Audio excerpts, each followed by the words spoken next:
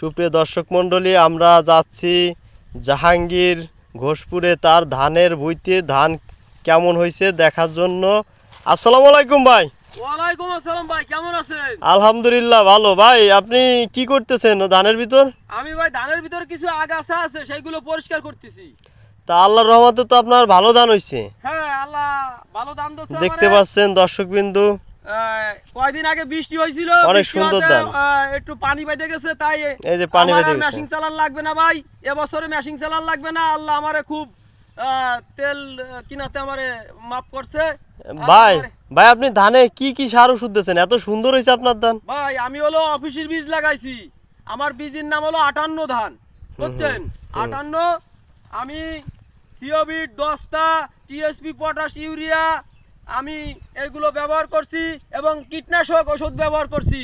আমি এই ধানে এই কারেন্ট পোক লাগবে দেহে আমি পাইরাজিং ওষুধ ব্যবহার করছি ধানে, যাতে কারেন্ট পোক না লাগে।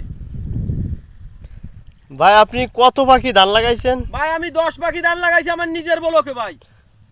এবার এই সবই কি আপনার নিজের? হ্যাঁ, আমার নিজের। ভাই আপনার 10 পাখিতে আনুমানিক কত মন ধান হইতে পারে? ভাই আমার 10 পাখিতে যে ধান হয়েছে আল্লাহ দিলি 250 থেকে 350 মন ধান হবে ভাই।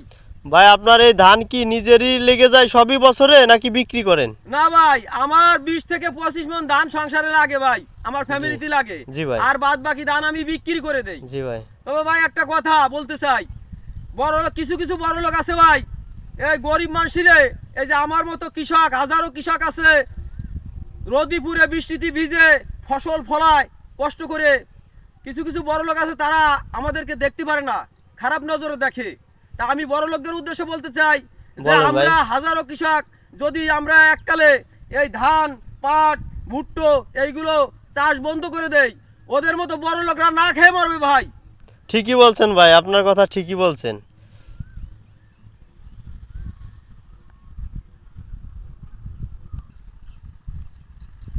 ভাই কিছু বড় লোক আছে, এরা যেন এখন গরিব গারে সম্মান করা শেখে। নইলে আমরা যদি এই ধান, পাট, ভুট্টো এগুলো আবাদ না করি, বাদ দেয়, একবারে বাদ দিয়ে দেই, তাহলে ওদের টাকা থাকবে, ওরা ফসল কিনে খেতে পারবে না, চাল কিনে খেতে পারবে না। ওরা যেন এখন কৃষক গারে সম্মান করা শেখে ভাই। ঠিকই বলছেন ভাই আপনি।